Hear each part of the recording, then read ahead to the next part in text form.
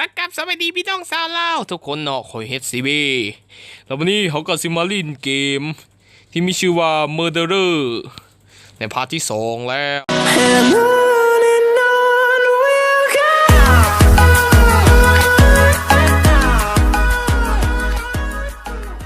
โอเคพาร์ทที่2นี่เขาก็จะทำการคลิกเข้าไปที่ Murder เลยเนาะเพื่อบ่อยเป็นการเสียเวลาของท่านผู้ชมทั้งหลายถ้าพร้อมแล้วคลิก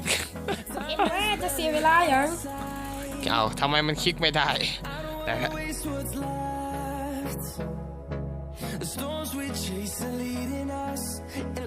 เอามาโฮดกันแล้วไปเวลาเข้าแล้วเอาเลย6 คนแล้ว Murder หรือ Mystery ทุย1 คน6 คนแบ่งก็คนละเซฟอ่ะเขาอยู่Murderer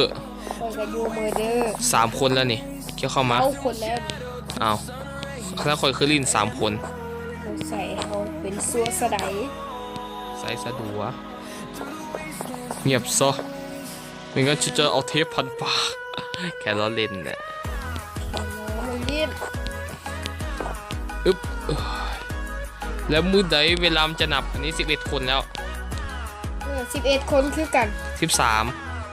11ของคอย13 10 9 7คอยอีก50 วิคุณเอาดิคนละเซฟตัวนี้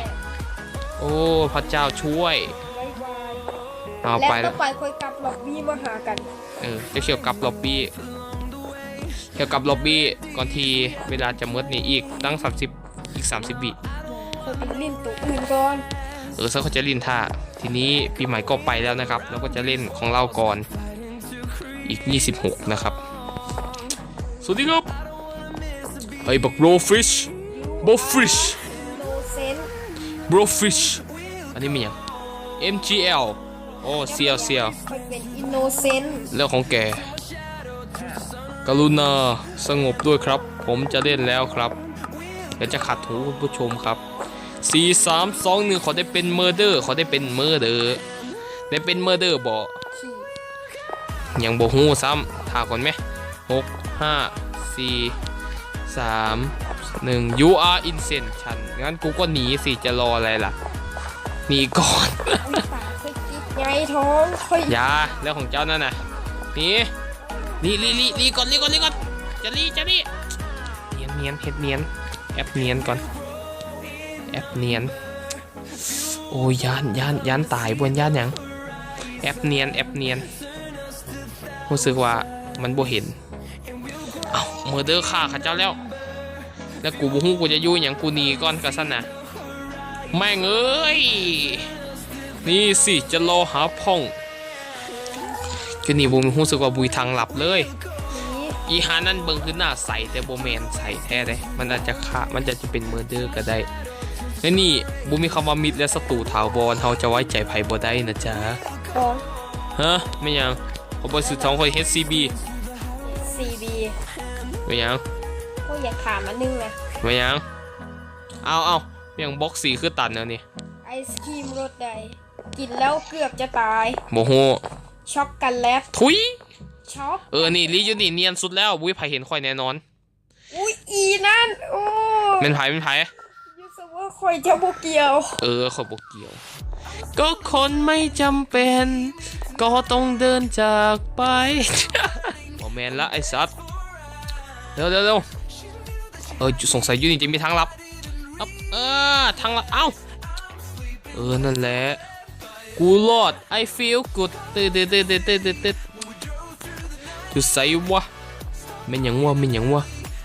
เอาเฮ้ยทำไมโลกมืดพอติดเขาวงกตแล้วปีใหม่เขาวงกตสีดำรอดแล้วคนเหลือรอดอีก14 คน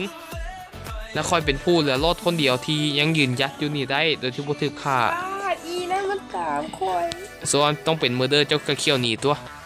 แต่บ่ได้เซิร์ฟเวอร์ก็บอกคันแหละไอ้โง่เอ้ยเขารู้สึกว่าเขาเป็นผู้รอดชีวิตคนเดียวที่เหลือรอดเขาเห็นเมอร์เดอร์แล้วเห็นบ่แมน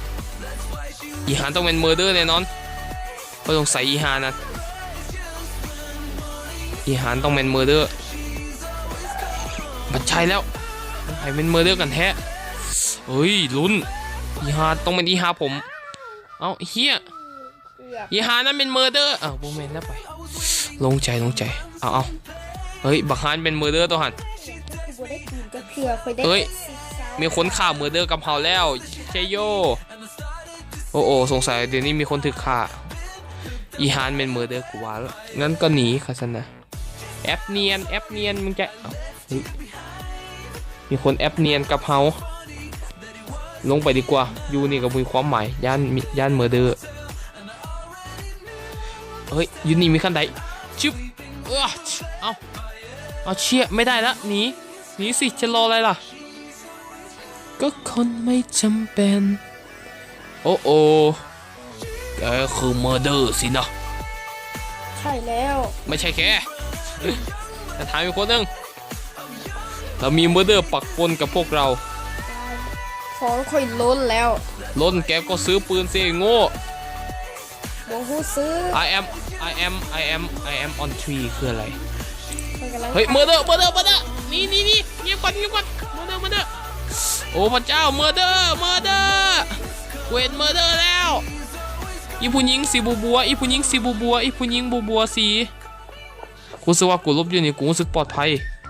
เฮ้ยเจ็บโอ้บักคานั่นทำไมกูถึงเจ็บมันเป็นมือเด้อ แกรู้ได้ไง อ้าวมือเด้อมันก็ตีคนได้บ่ซ้ำมันจะตี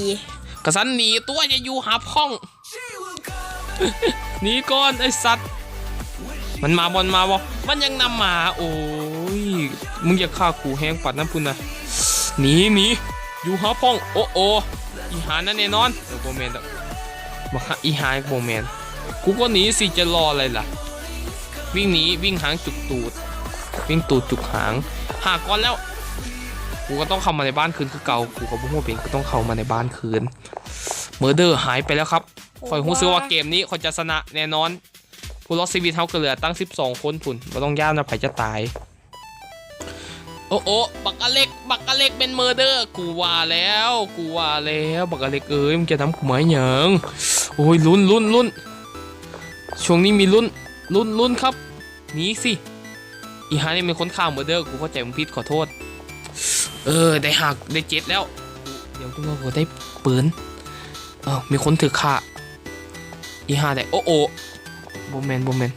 อีฮาเป็นคนฆ่าเมอร์เดอร์กูจื้อได้ โอ้คนไม่จำเป็น หัวปากซัดเทเซอร์อยู่ไหนวะกูว่ากูจะรอดแน่นอนคราวนี้ เฮ้ยมันอยู่หลังเจ้า เลอะกูก็โหลดสิมึงโกหกกูไอ้สัตว์ชึบทอง8 ก้อนแล้วพอกูไปทองเฮ้ยพี่ทอง8 9อีกก้อนเดียวอีกก้อนเดียวก้อนที่10แล้วกูจะได้ปืนไหมไม่ได้ปืนครับทำไมไม่ได้ปืน อ้าว 10 ก้อนแล้วนี่ ซ้ ไม่เขียน สร้างก่อนแล้วกิน เงียบซะเทเซอร์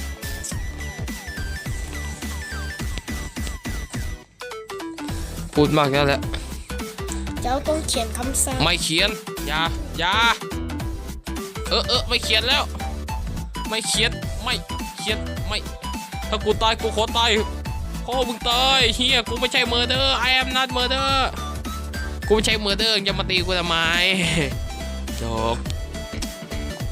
นี่คุณท้องโดนตบตีหลาย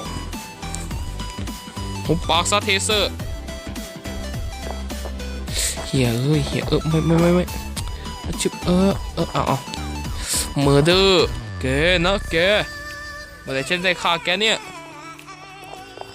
นั้นทองหยิบอีกก้อนหนึ่งแล้วกูไม่ได้ทอง11 ก้อนไอ้สตีฟแกคือเมอร์เดอร์ใช่ไหมแกคือเมอร์เดอร์ใช่ไหมใช่สิใช่แกคือเมอร์เดอร์แล้วทำไมกูไม่โดนฆ่าสักทีโอ้ไอ้สตีฟมันยืนนิ่งครับโอ้เมอร์เดอร์ชนะเฉยวู้ We I am champion